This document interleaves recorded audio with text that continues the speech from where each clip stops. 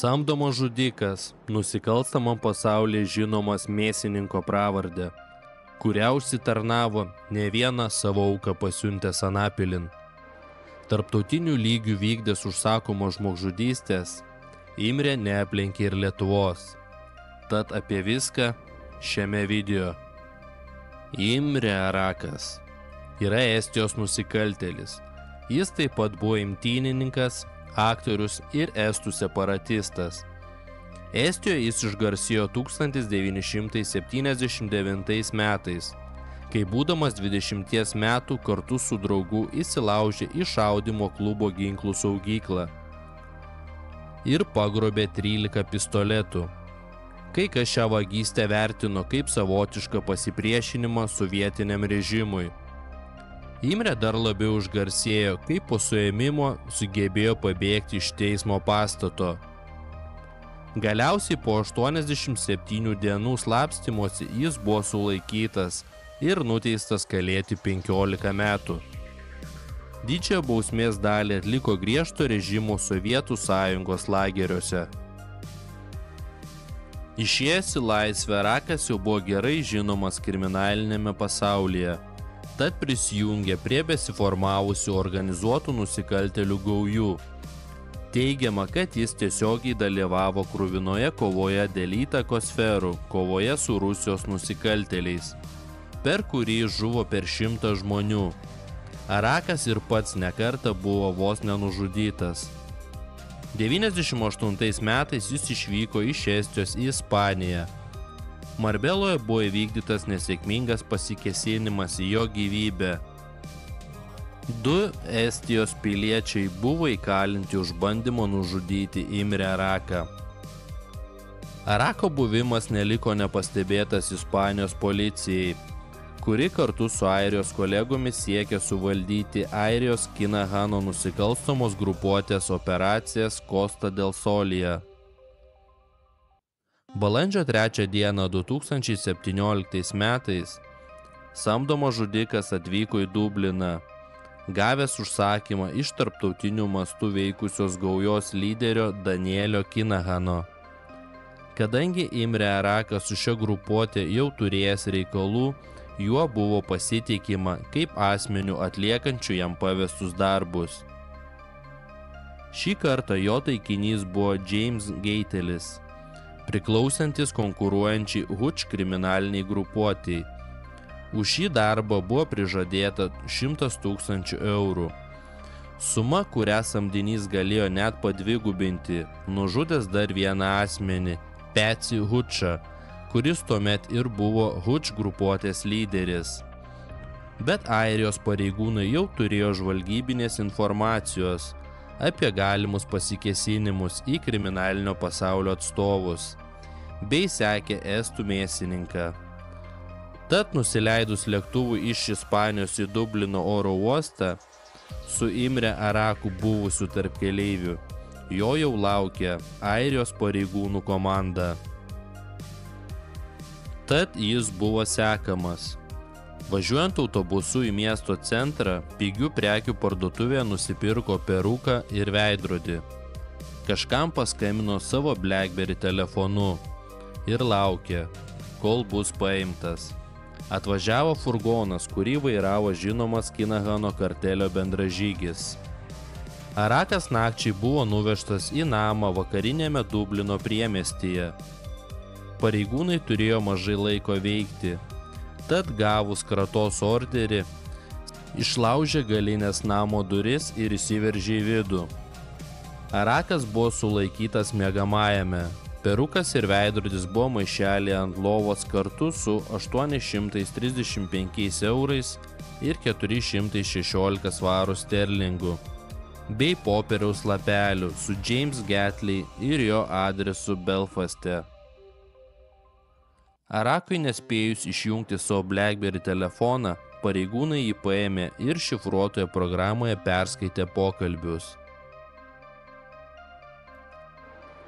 Gruodžio mėnesį 2018 metais Airijos baudžiamasis teismas Arakui skyrė 6 metų laisvės atėmimo bausmę. po to, kai jis pripažino dalyvavęs sąmoksle 2017 m. balandį nužudyti žinomą airių nusikalstamo pasaulio veikėją Jamesą Gately. Atlikus jam skirtą bausmę nusikaltėlis 2023 sausio 4 dieną buvo perduotas Lietuvos teisėsaugai už čia padarytus nusikaltimus.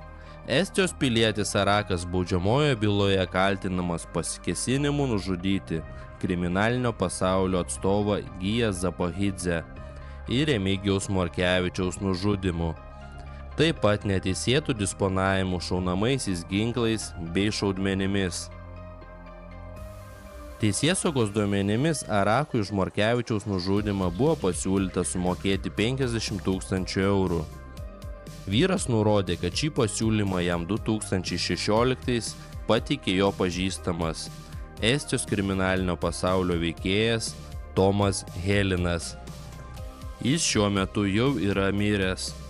Helinas taip pat jam buvo pateikęs pasiūlymą nužudyti ir Giją Zapahidzę, už kurio galvą pasiūlė 25 000 eurų. Tad Estijos mėsininkas ilgai nelaukęs ėmėsi darbų. Į Giją buvo pasikėsinta 2016 Liepos 22 naktį Aleksote esančio Ivanausko gatvėje, kuomet į jį gulinti lovoje pro pravirą balkono langą šauta 2 kartus iš pistoleto Glock su duslintuvu. Viena kulka pataikė į sieną, kita į Gijos kaklo minkštuosius audinius. Panašu, jog nujausdamas, kad sulauks antrojo pasikėsinimo, išgyventi nepavyks. Tad Gija sutiko bendradarbiauti su teisėsauga. Gali būti, kad būtent jo parodymai padėjo teisėsaugininkams ne tik išnarplioti Deimanto Bugavičiaus nužudymą, bet ir demaskuoti Ispanijoje lietuvių gangsterių suburtą narkotikų kartelį.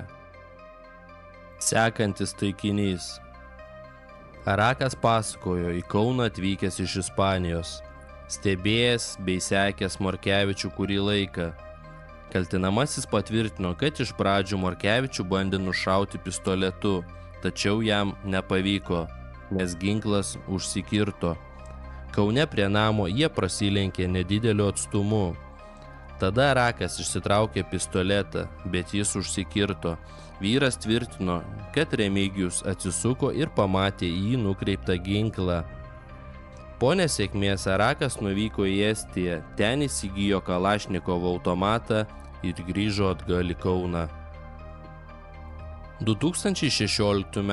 gruodį, sugrįžęs į Kauną, vėl sekė Morkevičių. Anot jo, gruodžio 21 dieną Šilainių rajone prie daugiabučio namo jam pavyko pastebėti Remigijų. Kaltinamasis tvirtino, kad kovotojo jis nušovė paleidęs seriją šūvių iš Kalašnikov automato. Arakas taip pat tvirtina, kad jam už Morkevičiaus nužudymą sumokėta nebuvo. Vyras užsiminė iš Tomo Helino tegavęs kelis tūkstančius eurų. Na žinoma, tik tiesa slypi kažkur anapus. Labai lengva tiesiog nurašyti viską ant jau mirusio žmogaus. 10 metų. Tokią bausmę sakydamas baigiamąją kalbą Kauno apygardos teisme, kaltinimą palaikantis generalinės prokuratūros prokuroras pasiūlė skirti Imrei Arakui.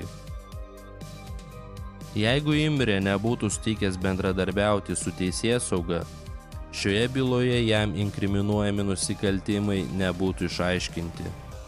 Po baigiamųjų kalbų sakė estų advokatas. Kaip ir jo ginamasis, teismo prašęs kuo švelnesnės bausmės. Nuosprendis bus skelbiamas 2025 m. sausio 20 dieną. Arakas panašu kaltę nusprendė prisimti vienas. Neva niekas jam nepadėjo nužudyti Remigijaus Morkevičiaus, ruoštis šiam kruvinam nusikaltimui.